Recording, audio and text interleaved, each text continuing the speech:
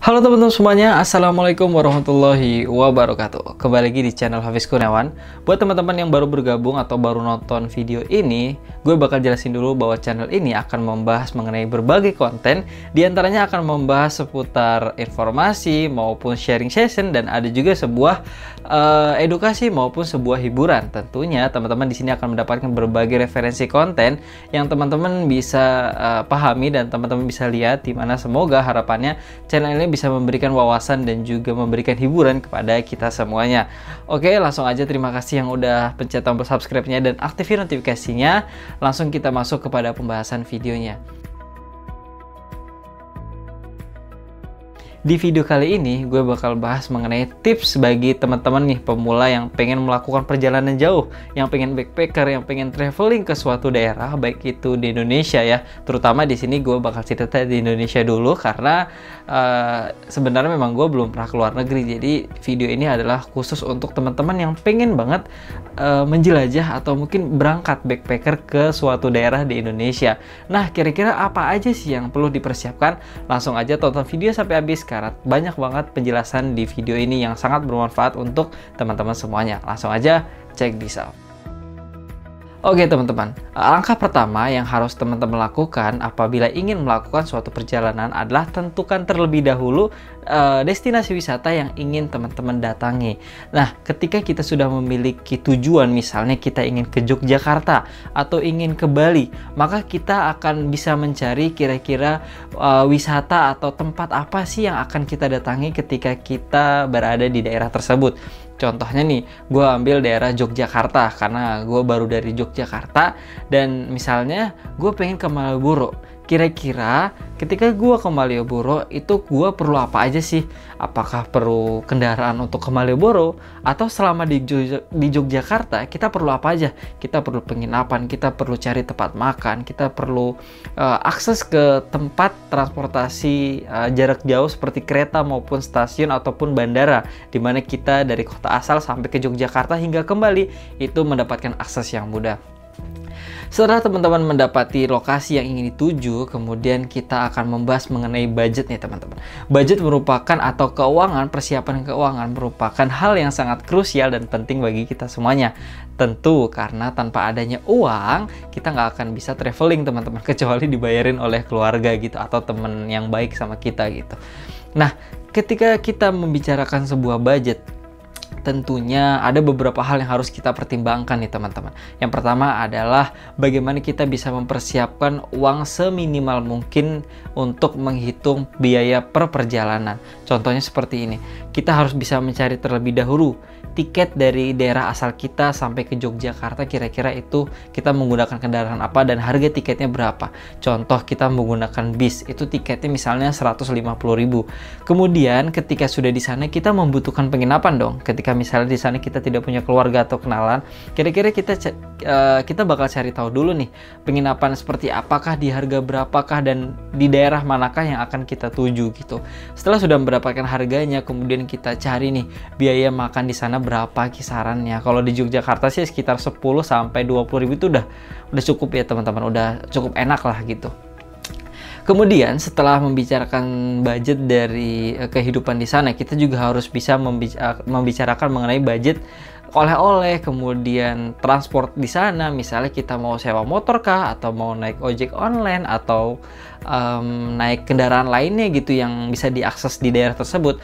Nah, tentunya berbagai rincian tersebut harus kita tulis, harus kita catat, sehingga pada akhirnya kita akan menemukan nih kira-kira berapa sih yang harus kita siapkan, yang harus kita keluarkan nantinya dalam perjalanan kita ke suatu daerah tersebut. Contoh ke Yogyakarta. Kalau gue boleh taksir atau mungkin saran untuk teman-teman berdasarkan pengalaman gue pribadi, yaitu untuk ke Yogyakarta sekitar 6-7 hari atau 1 minggu, itu untuk kehidupan normal itu teman-teman bisa mempersiapkan uang sekitar 2,5-3 juta.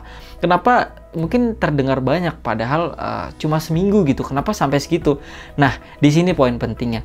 Ketika kita melakukan perjalanan jarak jauh, kita berada di kota orang, apalagi kita tidak punya kenalan di daerah sana. tentunya kita harus mempersiapkan nih teman-teman yang namanya dana darurat. Nah, kira-kira dana daruratnya apa sih? Dana darurat adalah dana yang berguna ketika kita di sana membutuhkan pembiayaan yang di luar dari apa yang kita perkirakan. Contohnya seperti ini. Ketika kita sudah mempersiapkan 2,5 juta, kita harus mempersiapkan minimal 500.000 untuk dana darurat. Kenapa? Misalnya, kita lagi bawa motor, kemudian bannya pecah, atau ada terjadi sesuatu yang dimana kita harus mengeluarkan uang lebih untuk memperbaiki kendaraan tersebut. Kemudian misalnya kita datang ke destinasi wisata, kemudian dia diminta bayar deposito yang beberapa gitu, misalnya 100.000, nanti ketika pulang dikembalikan. Nah, tentunya hal-hal seperti ini yang kita tidak pernah tahu, yang tidak pernah kita duga sebelumnya, sehingga dana darurat adalah dana yang sangat penting untuk bisa kita persiapkan ketika kita melakukan perjalanan traveling ke suatu daerah yang itu tidak ada keluarga atau kenalan di sana. Selanjutnya, ketika misalnya kita sudah membahas mengenai biaya, kemudian tujuan, nah yang selanjutnya adalah perhatikan di daerah tersebut budayanya, kemudian kebiasaannya, sehingga kita bisa menyesuaikan gitu. Contohnya, ketika kita di Jabodetabek ini, kita melihat kendaraan itu dengan mobilitas yang sangat tinggi, bergerak dengan cepat lah, mungkin salip menyalip, klakson. Nah, ketika kita di daerah orang, kita harus bisa memahami dan bisa menyesuaikan di daerah tersebut.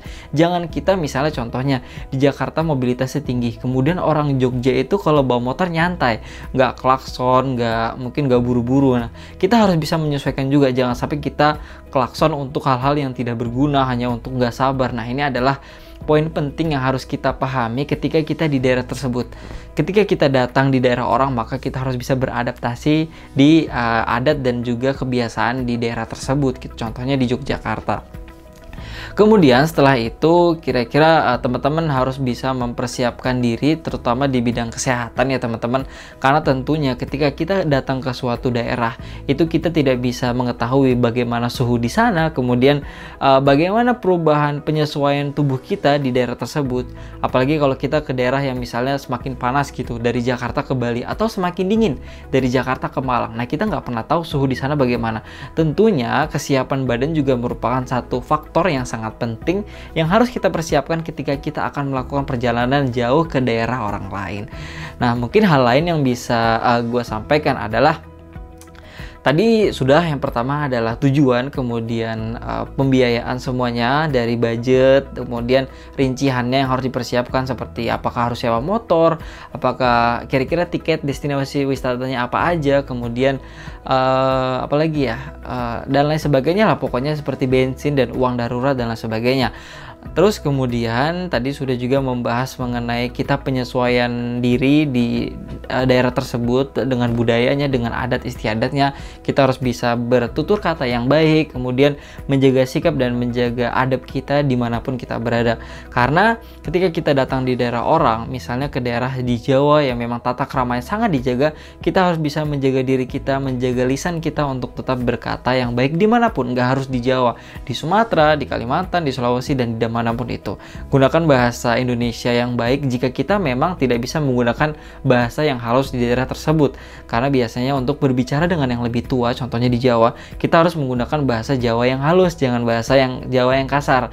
Nah, jika kita tidak bisa menggunakan Jawa yang halus, lebih baik kita menggunakan bahasa Indonesia. Karena pasti di setiap daerah mereka akan bisa memahami bahasa Indonesia itu sendiri.